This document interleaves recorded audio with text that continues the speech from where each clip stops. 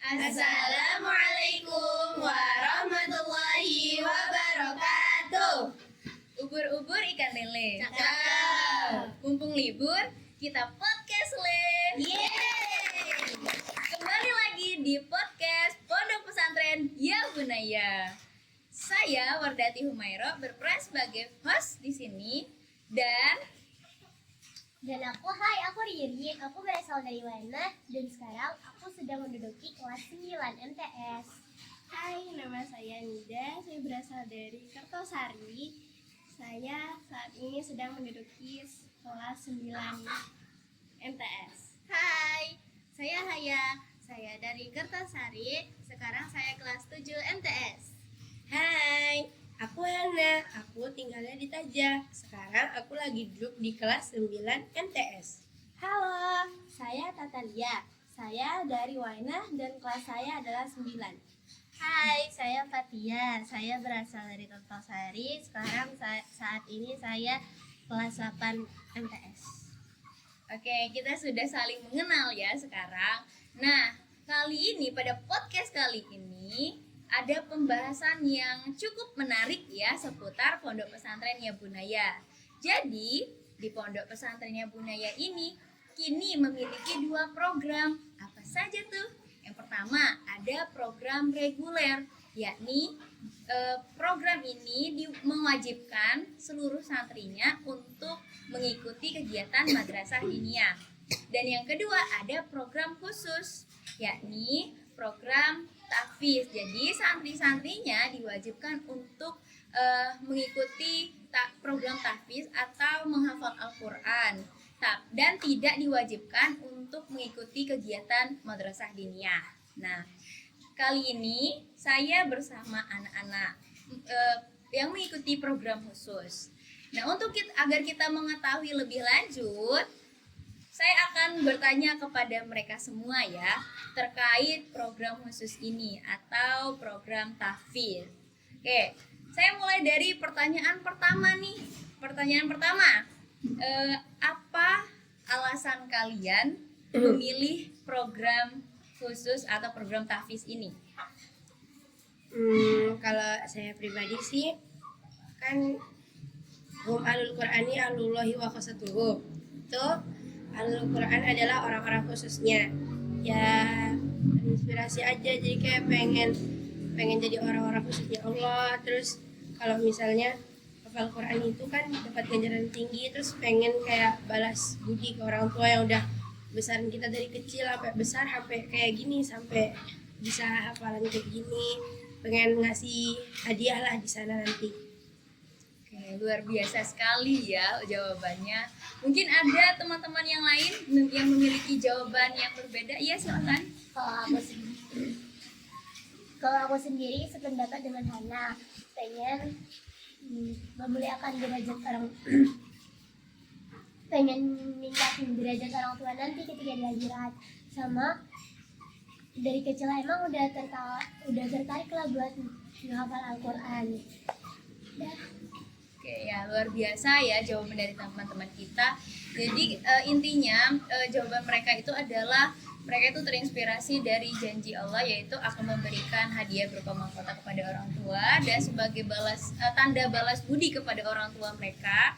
Dan juga memang sudah ada ketertarikan dalam dunia menghafal ya, dalam dunia hafalan gitu. Nah, oke, pertanyaan selanjutnya itu apakah ada kesulitan tertentu dalam menghafal Al-Quran gitu, dan jika ada, bagaimana cara kalian menghadapinya? Kalau saya sendiri, ya tentu pasti dalam menghafal Al-Quran itu ada kesulitannya. Tapi kalau saya sendiri untuk menghadapi kesulitan itu, biasanya saya kayak istighfar lagi, kayak menguatkan diri lagi, imannya dikuatin lagi, jangan sampai lemah, jangan kayak langsung nggak mau hafalan lagi kayak susah gitu, kayak ya kuatin imannya, terus kayak harus ditenangkan hatinya lagi, pikirannya harus kosong lagi biar gampang ingat. Oke, Jadi untuk menghadapi tantangan-tantangan atau kesulitan saat menghafal itu adalah dengan banyak-banyak beristighfar ya, dan tenangkan hati dan pikiran, fokuskan pada apa yang ingin dihafalkan gitu ya. Nah, berbicara terkait dengan kesulitan tersebut, pasti banyak juga teman-teman di rumah ini yang menonton bertanya-tanya, adakah metode khusus atau cara-cara tertentu yang memudahkan kalian dalam menghafal Al-Quran? Kalau saya dalam menghafal Al-Quran itu kadang di dalam Al-Quran itu ada per warna, per blok yang hafalnya itu pakai per blok-blok. Jadi per blok itu biasa ada 2 ayat atau 3 ayat, itu dibaca sampai berulang-ulang kali baru tutup Al-Quran dan dihafal, diingat. Kalau misalkan sudah hafal, dilanjutkan lagi di blok berikutnya, baru dihafal lagi. Kalau sudah ditutup lagi, baru dihafal lagi. Oke, kalau mungkin dari jawaban teman-teman yang lain, Kesulitan ya. metode dalam menghafal Al-Quran. Saya juga sependapat dengan Fatia. Saya juga punya Al-Quran seper blok itu, sewarna. Jadi biasanya saya menghafal sewarna-warna itu. Nanti kalau sudah hafal 1 halaman baru diulang-ulang kembali dari atas sampai ke bawah. Kalau Natalia sendiri ada metode tertentu tidak? Ada. Kebetulan guru tahfiz saya Ustadz Sofwan mengajarkan metode yaitu membaca 1 halaman itu 7 kali, berulang kali. Atas ke bawah itu sebanyak 7 kali. Biar apa? Biar antara ekor ayat dan awal ayat itu kita bisa tahu gitu loh, kalau habis ekor ayat ini awalnya apa gitu. Nah, terus beliau bilang harus baca 7 kali, nggak boleh kurang, harus 7 kali, itu minimal 7 kali dari atas sampai bawah, 7 kali. Kalau udah dibaca 7 kali, biasanya pelan-pelan, antara 1 baris dulu. Kalau udah bisa 1 baris, 2 baris. Tapi biasanya kalau saya langsung 1 ayat saya hafalkan langsung 1 ayat. Kalau misalkan udah agak lancar, tutup, baru hafalan lagi 1 ayat itu. Nah, kalau udah buka, habis itu lanjut lagi ayat berikutnya sampai selesai. Nah, kalau udah semuanya, kita baca lagi 3 kali dari atas sampai bawah. Atau enggak bisa juga langsung minta simak sama teman. Kalau rasa belum pas, ulang lagi hafalannya. Dah. Oh begitu. Jadi intinya itu menghafal Al-Quran tadi ada 2 metode ya, setangkap saya. Jadi yang pertama itu menggunakan Al-Quran yang memiliki blok atau warna-warna tertentu. Kan memang ada kan Al-Quran yang dicetak khusus untuk menghafal ya. Nah, yang kedua itu adalah metode mengulang-ulang bacaan gitu. Nah, tadi saya penasaran sekali dengan metode mengulang-ulang bacaan. Jadi seandainya misalnya kan tadi harus 7 kali ya. Seandainya kita itu sudah mengulang sebanyak 7 kali, akan tetapi ternyata belum hafal-hafal, apakah boleh melebihi 7 kali tersebut? Boleh. Lebih baik lebih. Lebih baik lebih ya, biar makin mudah. 20. Biar itu apakah itu harus dibaca 1 lembar, 1 halaman atau 1 per ayat itu yang dibaca ulang-ulang? Harus 1 halaman. Harus 1 halaman. Oh, berarti 1 halaman dibaca sebanyak 7 kali. Habis itu dihafal lagi per ayat Pelan-pelan. secara perlahan ya, secara perlahan. Oh, begitu. Jadi ada 2 metode ya, teman-teman. Tips dari teman-teman bagaimana? Bisa juga kalau kita kesusahan terus belum hafal lagi, kita juga bisa pakai metode menulis nih ayat mana yang kita belum hafal. Begitu caranya. Wah, luar biasa. Jadi jadi saya ambil kesimpulan ya, metode yang teman-teman tahfidz ini gunakan itu jumlahnya ada 3 ya, ada 3 metode. Yang pertama tadi menggunakan Al-Quran yang memang khusus untuk menghafal, yang memiliki blok-blok yang ditandai dengan warna-warna tertentu. Yang kedua, metode mengulang-ulang bacaan. Metode mengulang-ulang bacaan, mengulang dari 1 per halaman sebanyak 7 kali, kemudian secara perlahan menghafal per ayatnya sampai akhir. Nah, dan yang ketiga, metode menulis. Jadi jika kita mengalami kesulitan dalam menghafal, itu bisa kita tulis karena memang biasanya ya yang kita baca dan yang kita tulis kemudian kita lihat itu akan lebih menempel dalam ingatan kita gitu. Begitu ya teman-teman. Wah, luar biasa ya. Jadi kita nggak usah nih kalau misalnya teman-teman di rumah kayak Al-Quranku nggak ada blok-bloknya, nggak ada warnanya, ya cukup ikutin aja kayak dari baca 7 kali dari pojok kanan sampai pojok kiri bawah. Jadi nggak usah insecure kalau misalnya kayak Al-Quranku nggak ada warnanya, Al-Quranku nggak ada bloknya, nggak usah kayak gitu. Beli ya gitu. Iya. Nggak usah, Al-Quran yang Oke. di rumah juga bisa kok. Oke, jadi teman-teman tidak usah khawatir ya yang tidak memiliki Al-Quran yang khusus untuk menghafal. Tidak perlu repot-repot untuk minta orang tuanya membeli lagi Al-Quran yang baru. Cukup gunakan Al-Quran yang lama dengan syarat apa tadi? Dibaca dari pojok Oh kanan iya. sampai pojok kiri bawah. Betul, dengan catatan gunakan metode yang kedua tadi yaitu membaca ulang-ulang ayat Al-Quran sebanyak 7 kali, tidak boleh kurang ya. Tuh. Lebih kalau bisa. Ya kalau bisa lebih, nggak boleh kurang ya, untuk biar makin mengingat. Dan yang kedua bisa sambil menulis di catatan notes atau dimanapun agar kalian makin mengingatnya gitu ya. Nah selanjutnya kalian kan sudah membagi tips dalam menghafal Al-Quran ya.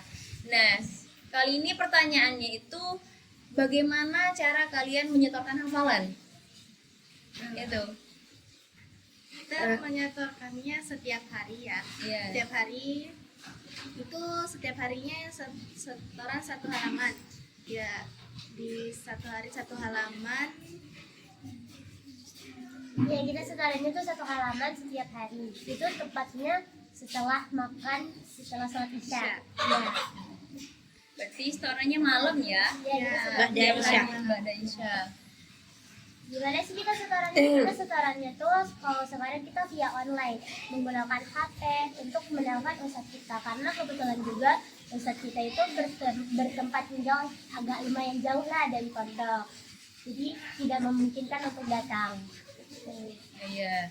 Jadi kalian itu setorannya itu per hari, setiap hari ya, setiap waktunya itu habis sholat isya, tepatnya setelah makan malam. Iya. Ya, berarti makan malamnya setelah isya ya? Nah, oke. Tapi Nah, ada ini juga.